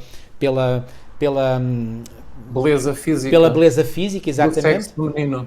E pela silhueta, não é? Do corpo de uma mulher. E, portanto, Satanás certamente conhecia esta fraqueza de Davi, não é? Que é uma fraqueza que existe em muitos homens, diga-se de passagem, não é? Então, ele pensou, uau, eu vou tentar ver se consigo aqui a fazer um arranjozinho, que é para ver se Davi cai em tentação, porque se cair em tentação, a bênção de Deus deixa de existir sobre ele e, portanto, eu quebro aqui este fio condutor da semente da mulher. Há um pormenor que muitas vezes nós esquecemos e que nem toda a gente sabe, é que nesta fase da vida de Davi, ele começou a deixar de ter comunhão com Deus. Exatamente. Ele começou a olhar muito para si, para as vitórias que Deus tinha permitido ter. Exatamente. Ele começou a negligenciar a comunhão com Deus e a oração. Isso. Então foi nessa fase em que o inimigo viu e que aproveitou para entrar. E se aproveitou. E amigos, isto para dizer o seguinte: quando nós deixamos de ter momentos de comunhão com o Senhor, o inimigo sabe, porque ele vigia-nos, desde que nos levantamos até que nos deitemos, e mesmo durante o nosso sono ele vigia-nos, não é? O anjo do Senhor também nos vigia, e mais do que isso, ele acampa-se ao nosso redor, como diz o Salmo 34:7. Mas não deixem de saber uma coisa, e quando eu digo o inimigo, pode não ser Lúcifer em pessoa, mas é um dos seus demónios, vai dar ao mesmo. Então, os demónios nos vigiam, e quando veem que nós, digamos, largamos um pouco a mão do Senhor, eles dizem, e o Paulo está ali a dar-nos uma oportunidade a que nós o levemos a cair em tentação. Então, eles regozijam, as forças do mal, os demónios regozijam quando um filho de Deus, uma filha de Deus, cai em tentação, porque isso vai ser um opróbrio para a causa de Deus. Exatamente. É um opróbrio para a causa de Deus. E assim como o pecado de Davi, o grande desastre da vida dele, como eu gosto de chamar, foi um opróbrio não apenas para Davi, mas para a causa de Deus, para o reinado de Davi. E a causa de Deus começou logo a enfraquecer-se e não havia necessidade disso. Então, amigos, é a partir da experiência deste homem que caiu e caiu fundo, não é? Mas pela graça de Deus foi recuperado, mas ficaram consequências, que nós vemos depois, digamos, uma riqueza literária, uma riqueza musical em hinos, em letras que ele compôs, em experiências que ele partilhou, que eram as suas próprias experiências, porque Davi nunca falou, digamos, apenas da cabeça para fora. Não, aquilo que Davi falava era fruto da sua própria experiência vivida na interação com outras pessoas, na sua experiência com Deus, ok? Então é por isso que temos os Salmos. Então, quando nós lemos aqui, irmão... Irmão, agora lembrar àqueles que nos estão a ouvir que depois do arrependimento de Davi, ele reconheceu a sua queda e por isso ele escreveu o Salmo 51. O Salmo 51, exatamente. Portanto, o Salmo 51 foi escrito depois do arrependimento de Davi. Exatamente. E ele neste Salmo coloca aqui, portanto, aquilo que ele passou, aquilo que ele sentiu, a queda e a sua recuperação, não é? E, portanto, está aqui bem expresso realmente aquilo que aconteceu. Agora eu quero mais uma vez enfatizar, e eu acho que isto ajuda a compreendermos aquilo que vai aqui na lição de segunda, justiça para os oprimidos. Oprimidos por quem? Bom, em primeiro lugar pelas forças do mal, não é? Mas também oprimidos sob a mão de pessoas que estão a ser, digamos, manipuladas por essas mesmas forças do mal. Isso mesmo. Ok? Depois, na terça-feira, até quando vai julgar injustamente? Muitas vezes, quando nós estamos a ser alvo dessa opressão da parte das forças do mal, da parte de outros seres humanos que são manipulados pelas forças do mal, parece-nos, digo bem, parece-nos, na nossa percepção, que está também obnubilada, não é? Pelas nossas falhas, pelos nossos pecados, parece-nos que Deus julga injustamente, embora Deus seja sempre justo. Devemos ter esta mente, esta ideia na nossa mente. Depois, na quarta-feira, alguns salmos suplicam a Deus que Ele se vingue das pessoas e das nações que querem fazer mal, não é? E depois, na quinta-feira, o juízo do Senhor e o santuário. Davi compreende que o Senhor é um reto juiz e que é a partir do santuário, uma noção que já tínhamos visto na lição da semana passada, é a partir do santuário que o Senhor gera todo este grande e enorme conflito que começou porque um ser tentou ser como Deus. É uma coisa horrível, mas é isto que aconteceu. E, portanto, no meio de todas estas peripécias da vida, irmãos, uma coisa eu vos peço em nome do Senhor: nunca permitam que o inimigo, primeiro, vos possa ter sucesso em colocar na vossa mente a ideia de que Deus é injusto. Deus não é injusto. Nunca foi, não é, nem nunca será. Deus é absolutamente justo. E ao ser justo, Deus quer nos cobrir com a sua justiça. É a sua justiça salvadora, como dizia o irmão Eloy. Mas Ele quer nos libertar e fazer com que nós não tenhamos que cair sob a justiça retributiva, a justiça punitiva, ok? Deus quer a nossa salvação, nunca se esqueçam disso. Então, agora, em vez de ficarmos contentes com isto, e temos aqui mais do que motivos de sobra para estarmos regozijados, nós devemos também pensar, porque isso faz parte da mensagem bíblica também, que em vez de vivermos aquela vida de eu apenas me consolar com o perdão de Deus, e isso é bom, isso é essencial, absolutamente essencial, mas quando nós vivemos já essa fase de termos pela fé a certeza de que Deus nos perdoou, nós devemos ser ousados e ousar pedir a Deus mais. E o que é que nós podemos pedir ainda a Deus mais do que o perdão dos nossos pecados? É ousarmos pedir que Ele agora nos livre de voltarmos a cair no pecado. O poder para viver uma vida santa. Exatamente. Porque se eu ando a viver uma vida em que eu peco e depois vou pedir perdão a Deus, depois peco e vou pedir perdão a Deus, peco e vou pedir perdão a Deus, não acham que isto é uma vida que não sai aqui do rengo-rengo, não é? Deste ping-pong entre cair e depois pedir perdão, cair, pedir perdão. Deus pode fazer isso e quer fazer isso e está fora de questão e fora de discussão. Mas Deus quer nos levar a um plano superior. E esse plano superior é dar-nos o poder para não cairmos em pecado. Isso para não voltarmos a cair no chafurdeiro de onde o Senhor nos salvou um dia. Isso. Oh, irmãos, isto é fantástico, isto é maravilhoso, nós devíamos abraçar esta mensagem com todo o nosso carinho, com toda a nossa emoção, porque Deus tem poder para nos fazer isso em nós. Olha, já agora nós, se não. queremos ou Deixa-me não. ler aqui 5 linhas que vêm a propósito.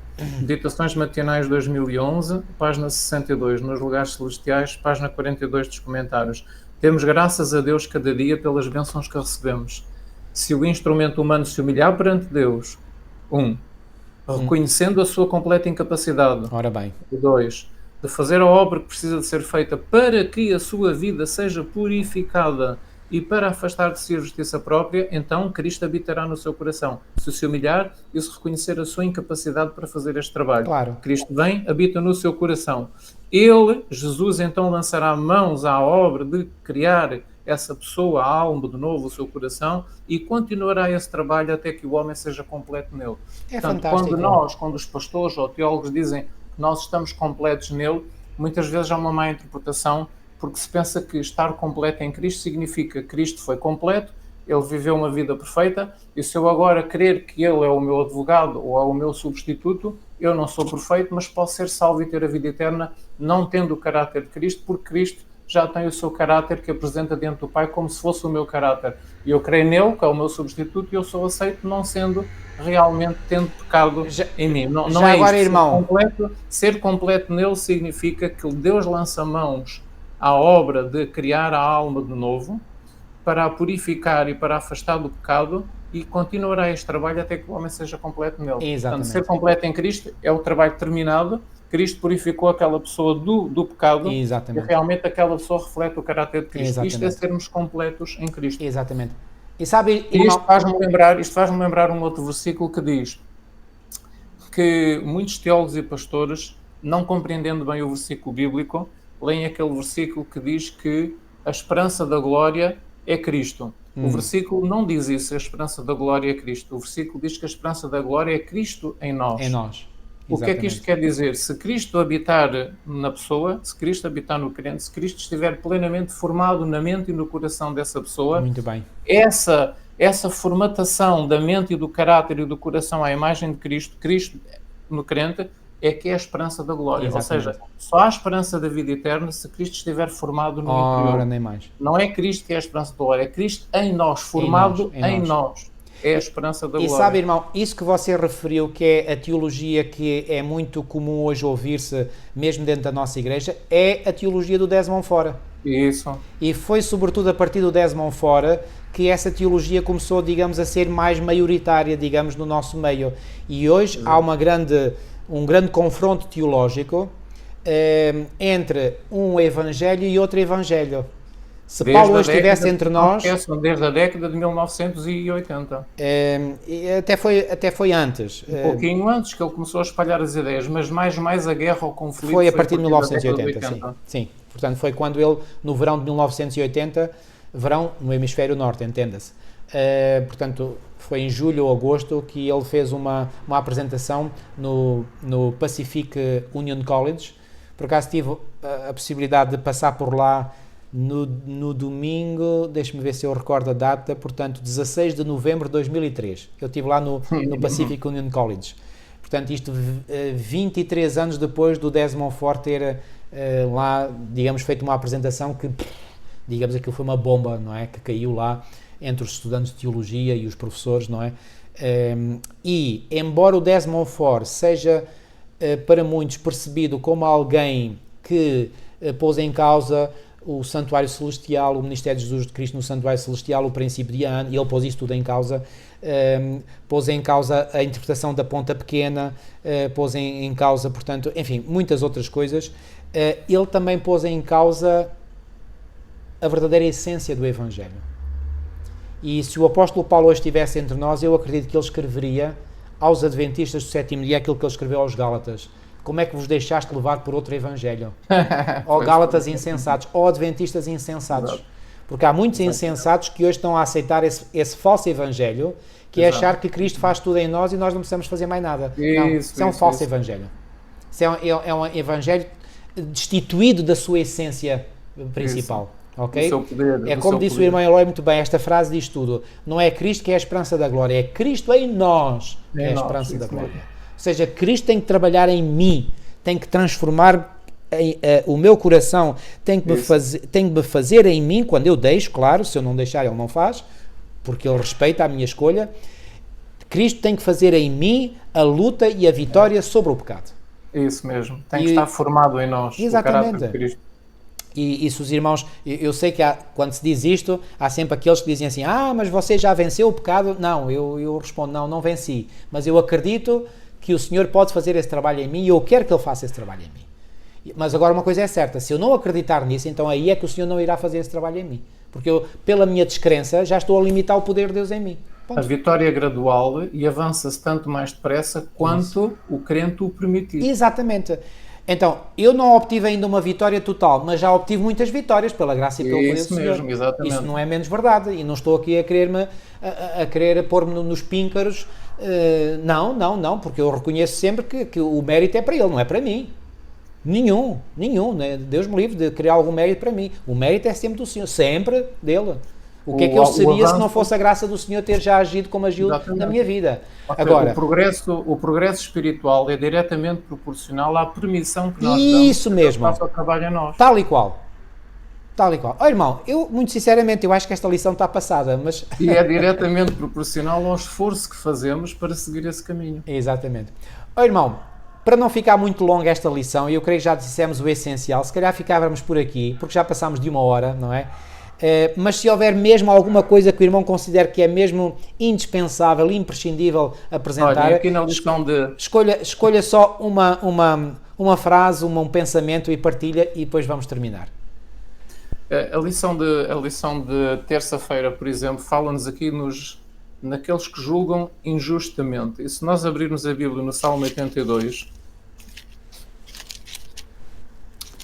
Abrimos a Bíblia no Salmo 82, que é o Salmo que a lição nos manda ler, não é? Uhum. Que é a lição de terça-feira dedicada ao Salmo 42, diz assim, eu vou ler o versículo 1, o versículo 2, portanto, Deus assiste na congregação divina. Deus assiste na congregação divina, ou dos deuses. No meio dos deuses estabelece o seu julgamento. Até quando julgareis injustamente e tomareis partido pela causa dos ímpios?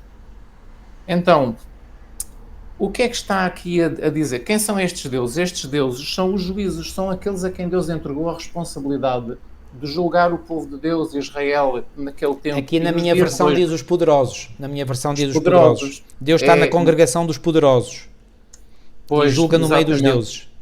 No meio dos deuses estabelece o seu julgamento. Quem são estes deuses? São os poderosos. Quem são esses poderosos? São os juízes. Sim. São aqueles que têm a responsabilidade de administrar a Igreja do Senhor e que têm a responsabilidade de julgar as causas entre o certo e o errado. Certo. E não chamar ao mal bem, nem chamar ao bem mal. Isso. Portanto, são juízes que têm que ter uma capacidade espiritual dada por Deus para dizer que o mal é mau e o bom é bom. Exatamente. E não tocar as coisas e não ajudar o ímpio e não fazer mal àquilo que é justo. Isso. Não é? Então, este problema existia. E já agora, esse problema continua a existir ainda hoje. Eu queria ler para os irmãos um comentário que vem aqui na lição desta semana também, na parte de terça-feira, nos comentários de Ellen White. E este texto é retirado...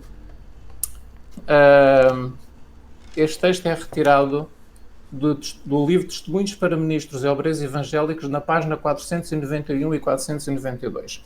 E que vem aqui, portanto, eu vou começar a ler aquilo que vou ler deste livro e começa nas últimas 2 linhas da página 43 dos comentários de Ellen White à lição. E diz assim: às vezes um homem que foi colocado numa posição de responsabilidade como chefe, e isto tem acontecido, portanto, ao longo dos séculos, na história da Igreja de Deus no passado, e tem acontecido e acontece também na Igreja do Senhor hoje. Na Igreja do Senhor hoje. Às vezes um homem que foi colocado numa posição de responsabilidade como chefe concebe a ideia de que está numa posição de suprema autoridade. Isso. E de que todos os seus irmãos, antes de fazerem qualquer movimento de avanço, devem primeiro dirigir-se a ele pedindo autorização ou permissão para fazer aquilo que eles sentem que se deve fazer. Portanto, aqui está, reparem... E como infelizmente esse pensamento se tem infiltrado no seio do povo remanescente do Senhor. Dentro da Igreja do Senhor. Há líderes que acham que devem dirigir tudo, todos os passos, todas as decisões, eles é que devem controlar tudo. esse é o mau espírito, esse não é o Espírito de Cristo. Não é, todos claramente. aqueles que querem fazer um trabalho para Deus têm que pedir permissão para o fazer. Por exemplo, houve irmãos que sentiram um desejo de distribuir livros nesta vinda do Papa a Portugal, distribuir o livro Grande Conflito. Vieram irmãos do estrangeiro para fazer a distribuição desses livros. Foi uma iniciativa louvável. Boa, louvável. Mas este espírito existiu. Este espírito existiu e, portanto, a liderança achou que deviam ter pedido permissão para fazer este trabalho. Eu vou continuar a ler o texto. Esse homem está numa posição perigosa. Isto é Ellen White que diz: perdeu de vista a obra do verdadeiro líder do povo de Deus, que é Jesus, e em vez de agir como sábio conselheiro, assumiu as prerrogativas de um governante exigente. E muitas vezes, muitos líderes entre o povo do Senhor assumem realmente esta prerrogativa de governante exigente. E todos têm que pedir permissão para fazer seja aquilo que for. Deus é desonrado em toda a exibição de autoridade e de exaltação própria. E Satanás procura realmente inculcar este espírito em alguns dos nossos líderes para realmente causar este tipo de atmosfera ou situação na Igreja do Senhor. Primeiro, para impedir a obra do Senhor. Para impedir a obra do Senhor. Para maniatar a obra. E eles nem se apercebem que estão a ser... O inimigo está a conseguir usá-los como instrumentos para impedir a obra do Senhor. Eu diria que começa por criar um mal-estar. Começa por criar um mal-estar, não é? Porque quando se vê esse espírito prepotente, que isso é espírito prepotente e déspota, não é? Isso cria logo mal-estar. E depois esse mal-estar cria divisão. Porquê cria divisão? Porque uns aceitam, ou uns submetem-se, mas outros não aceitam, não se submetem. E portanto isso cria logo uma divisão. E depois, aqueles que não se submetem são vistos como inimigos, são vistos como dissidentes, são vistos como rebeldes, quando não é o caso, não é? Portanto, nós queremos é que a justiça reina, não é? E quando há um líder que tem esse espírito, que é afetado desse espírito, ele cria uma grande disrupção entre o povo de Deus. Irmão, mas isso é uma descrição, repare, e Davi viveu tudo isto. Tudo isso que o irmão acabou de dizer, Davi viveu. Portanto, estão a ver como é que a Bíblia é tão atual para os nossos dias? Tão atual. Por exemplo, pode existir em situações em que, por exemplo, um pastor, um ministro do Senhor, na Igreja do Senhor, é convidado para fazer uma série de pregações num país estrangeiro, é convidado pelos irmãos de outro país, e pode acontecer que a liderança chame esse pastor e diga: tu não podes ir, não queremos que tu vás, portanto, fazer essas palestras a esse país estrangeiro. Ora, isto é tudo sentimentos colocados pelo inimigo na mente da liderança para impedir que os dons desse pastor ou desse irmão sejam usados para o avanço da obra do Senhor num país estrangeiro, se for convidado. Portanto, isto não pode de facto existir. E o texto continua assim: nenhum homem que está na sua própria força deve jamais ser a mente e o juízo para outro homem. Ora bem. E muitas vezes na liderança existe isso. Aqueles que estão altamente colocados na liderança da Igreja num país sentem que têm que ser a mente e o juízo para os outros. E que os outros têm que fazer exatamente como eles pensam. Ora, isto é um problema que já existiu no tempo de Ellen White e é um problema que tem existido até aos nossos dias e continua a existir. Ninguém deve estabelecer regras e regulamentos feitos pelo homem para governar arbitrariamente os seus colaboradores. Quem são os seus colaboradores? São os outros pastores. São pastores como eles, são ministros como eles, são obreiros como eles. Mas os outros, porque têm um lugar de chefia, pensam que têm que estabelecer regras e regulamentos para obrigar o outro a fazer como eles querem e para governar arbitrariamente os outros. Deus apela aos que têm exercido uma autoridade indevida para que retirem dos seus obreiros, pastores como eles, toda a mão dominadora, que cada um a quem foram confiadas sagradas responsabilidades procure compreender o seu dever individual diante de Deus e cumpri-lo com humildade e fielmente. Ninguém se considere senhor para exercer sobre os seus irmãos um poder controlador. É isso mesmo. Os princípios da palavra de Deus devem ser ensinados e postos em prática. Porque aqui no versículo 2 diz: até quando julgareis injustamente e tomareis partido pela causa dos ímpios. Muitos líderes, ao fazerem isto que eu acabei de ler, estão a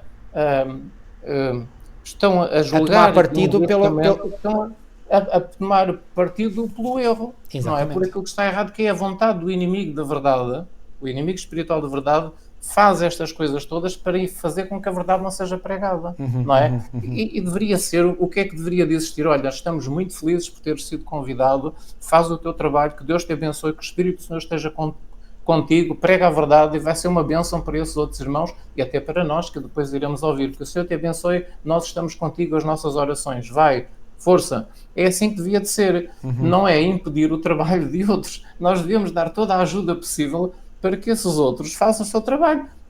Tanto mais quando sabemos que essa pessoa está dentro dos princípios, aceita as doutrinas, é uma pessoa que defende a verdade e não faz sentido nós estarmos a impedir o trabalho dessa pessoa. Isto é diabólico. Portanto, este texto eu gostava realmente de ter partilhado. E sabe, irmão, isto é uma matéria muito sensível, porque reparem, muitas vezes esses líderes, ao verem que as suas ideias não são respeitadas ou não são reverenciadas como eles gostariam que fossem, acham, portanto, que quem se opõe a essas ideias, portanto, está imbuído do espírito de Lúcifer, não é? Do grande rebelde, não é? Que é contra o governo, que é contra a autoridade. E quando isso não é verdade, porque é assim, eu tenho conhecido também pessoas, e reparem, aquilo que o irmão disse entre os chamados interpares, não é? Portanto, entre pastores. Exatamente. Também é verdade, por exemplo, um pastor que está à frente de uma congregação local e que tem os seus colaboradores, que são os anciãos, os diáconos, os oficiais de igreja, pronto, em geral. Pois bem, o espírito que deve animar esse pastor, não é? Que é o líder dessa igreja local, não deve ser esse espírito que o irmão, portanto, leu, que Ellen White diz, portanto, que é um espírito controlador. Não, o líder deve estimular o florescimento dos dons, a aplicação desses dons na prática. Mas o que tem acontecido muitas vezes, infelizmente, e digo isto com tristeza, é que há este espírito controlador, e este espírito controlador surge de uma mentalidade que em si já é errada. E qual é a mentalidade errada? Eu há bocadinho disse, e não foi por acaso, que tem havido, digamos, há agora um pensamento mainstream, digamos, sobretudo dos meios teológicos, que é não tentar evitar suscitar, digamos, oposição da parte dos outros.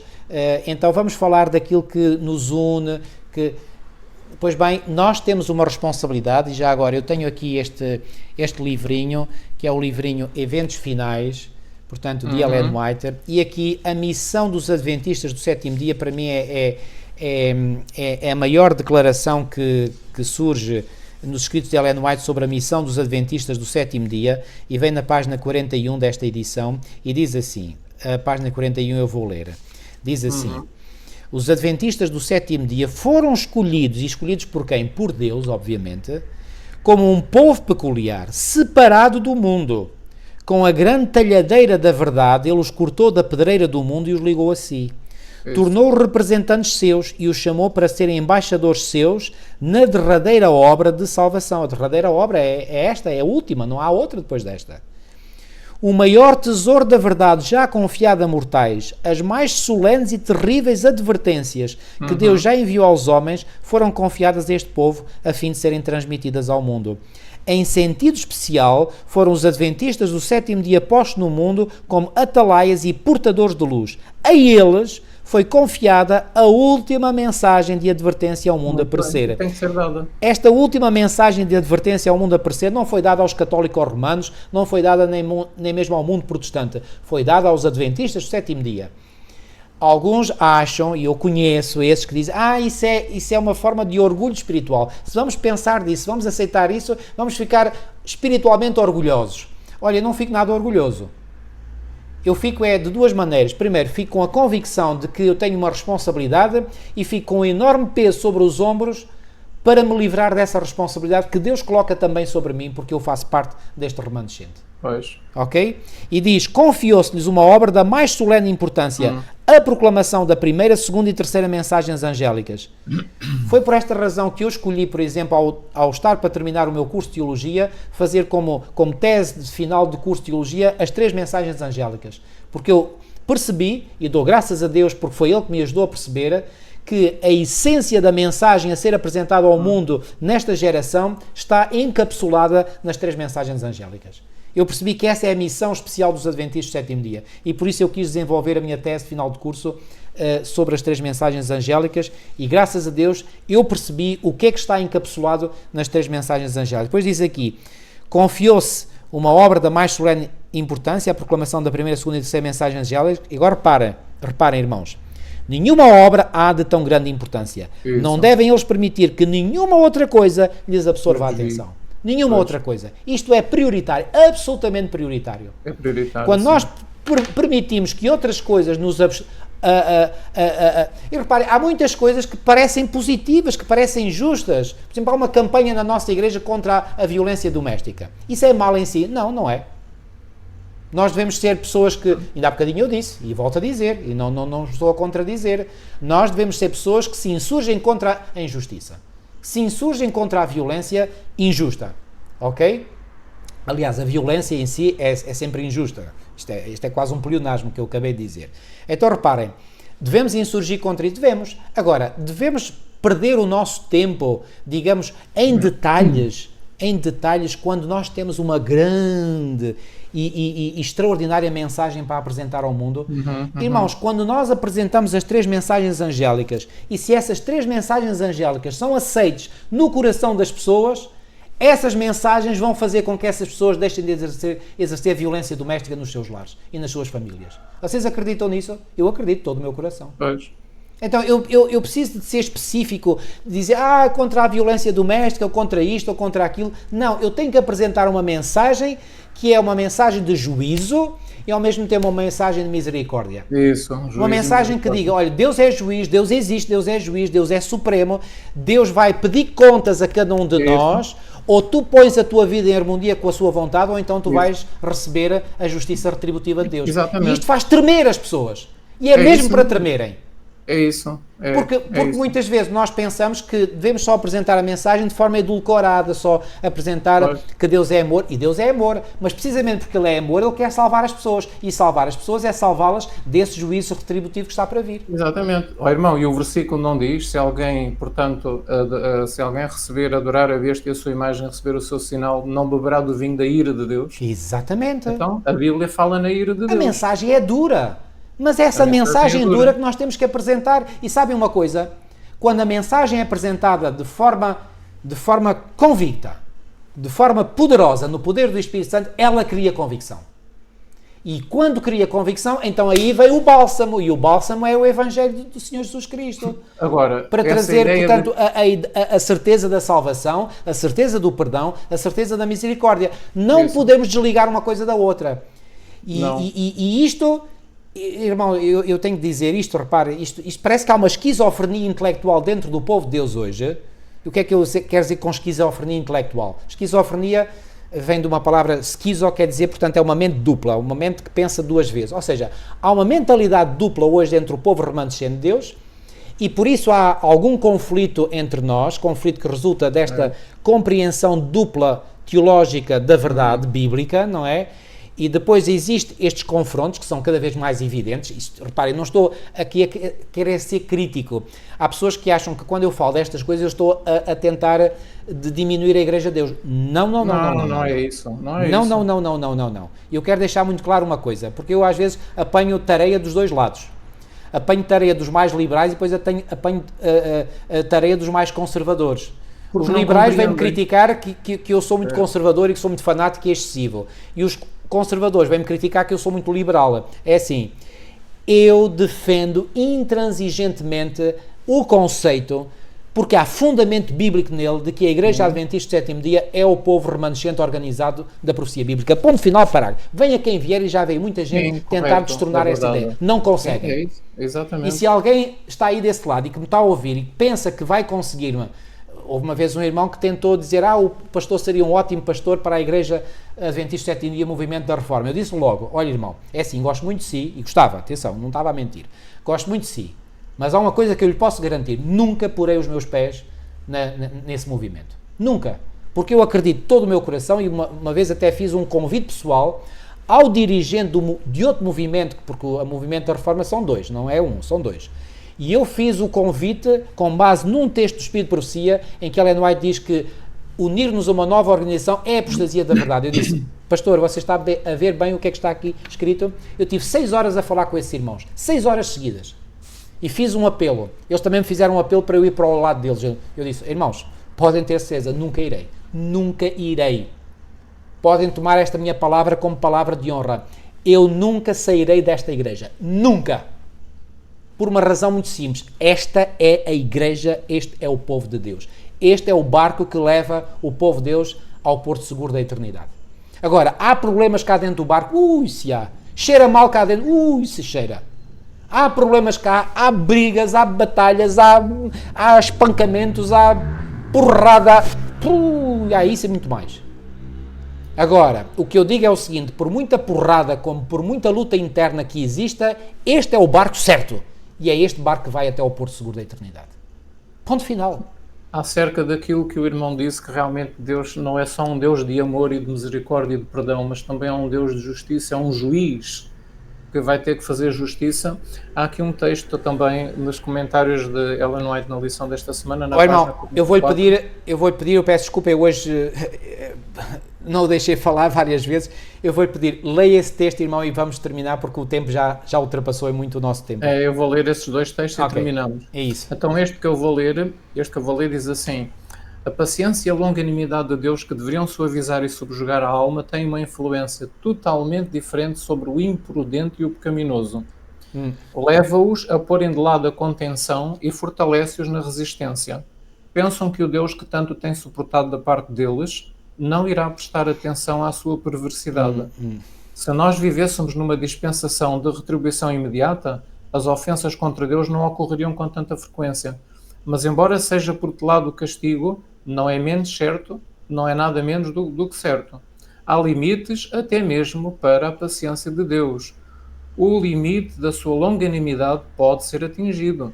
E depois ele irá certamente castigar. E quando ele realmente pega no caso do pecador presunçoso, ele não terminará até ter chegado ao término completo. Poucos compreendem a pecaminosidade do pecado e gabam-se de que Deus é demasiado bom para castigar o ofensor.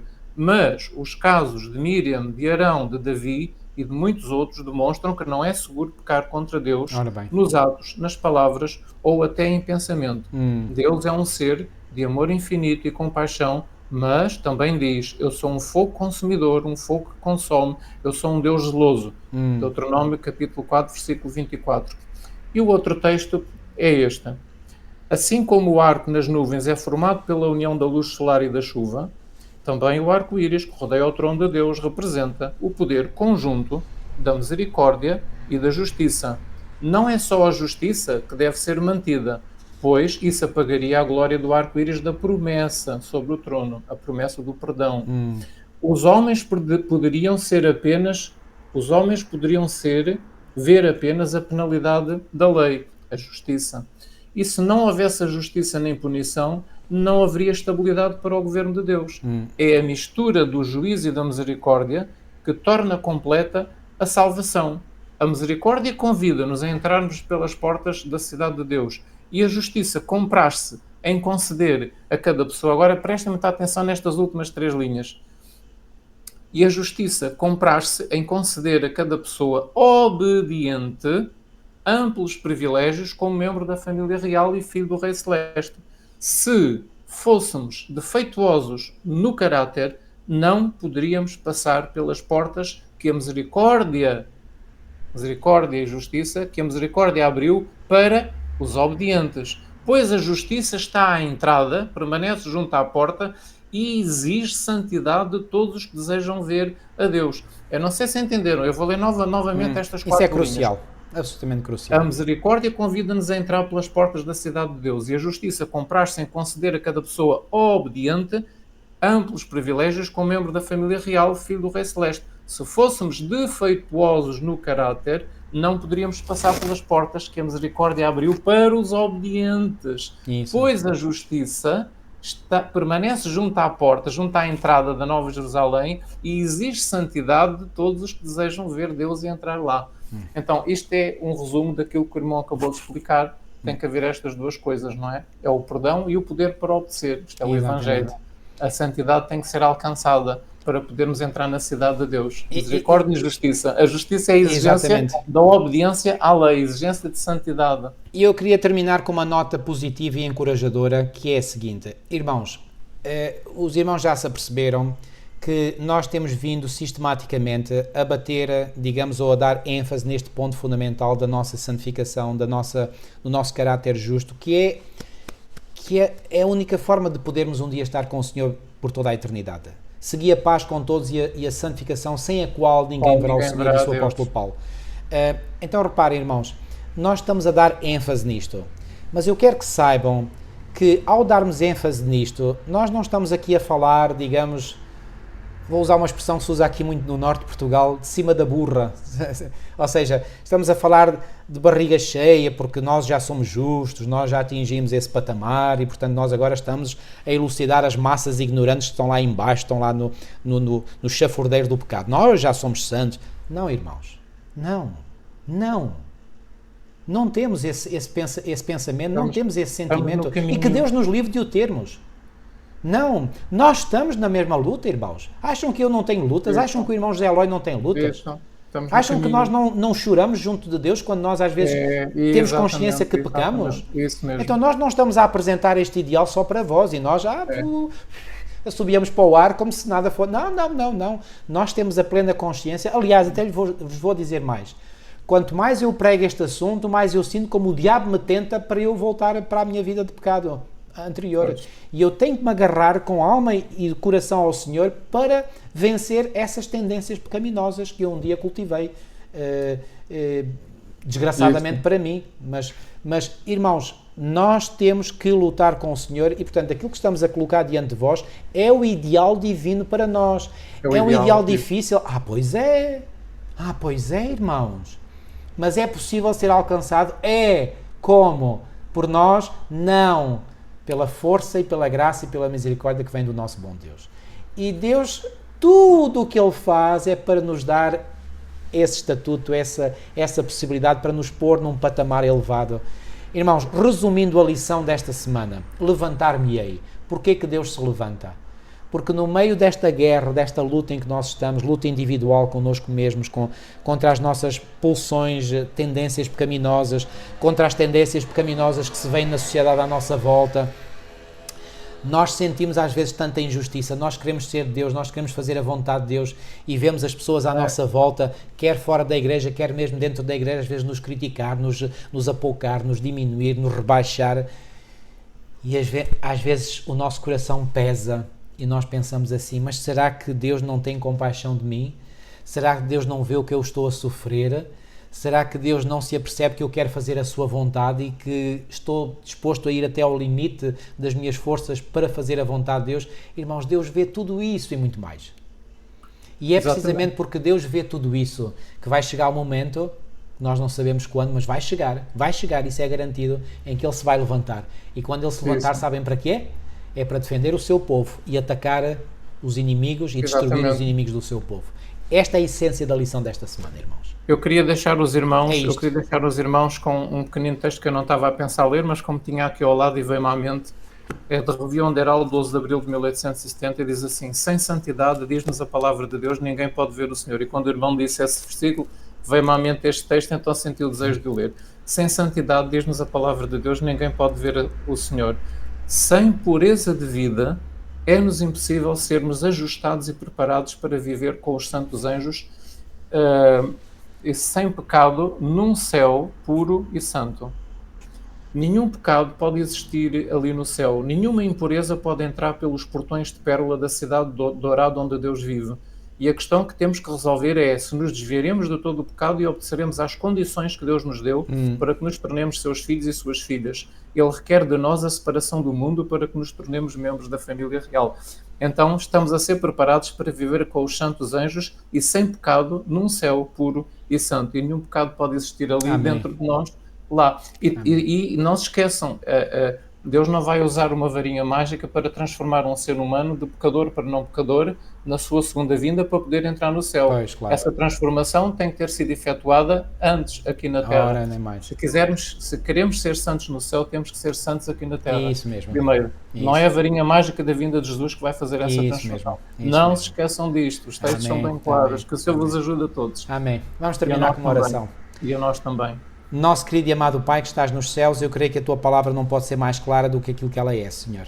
Ela é uma lâmpada para os nossos pés, uma luz para o nosso caminho. Agradecemos, Senhor, porque o Teu Espírito, que é o Espírito da verdade, iluminou a mente do irmão José Eloy e a minha também, para podermos apresentar, Senhor, estes altos requisitos que Tu colocas sobre nós, mas que nós não devemos pensar que são impossíveis de ser atingidos, porque quando o Teu poder e a Tua graça estão à nossa disposição, tudo é possível àquele que crê, Senhor. Tu és o Deus dos impossíveis, e para os homens há coisas que são impossíveis, são realmente, mas para Ti não há coisas impossíveis. Então, Senhor, que a santidade, uma vida santa, que é o ideal que Tu tens para o Teu povo e para com cada um de nós em particular, possa ser algo que nós ambicionemos, seja Amém. o tesouro que mais ambicionemos no nosso coração, Senhor, porque é isto que nos dará a passagem, a legitimidade para nós um dia voarmos para o céu e podermos viver contigo eternamente. Ó Senhor, que nada mais possa, digamos, trazer confusão à nossa mente ou nos desviar de que seja isto o nosso objetivo primordial, essencial. Fica connosco, Senhor. Fica com todos aqueles que nos ouvem. Permite, Senhor, que hoje as explicações que demos possam aclarar talvez alguma dúvida, algum mal-entendido que possa ter havido. Fica com todos nós. Tudo isto nós te pedimos e pela fé te agradecemos em nome de Jesus. Amém. Amém, Senhor.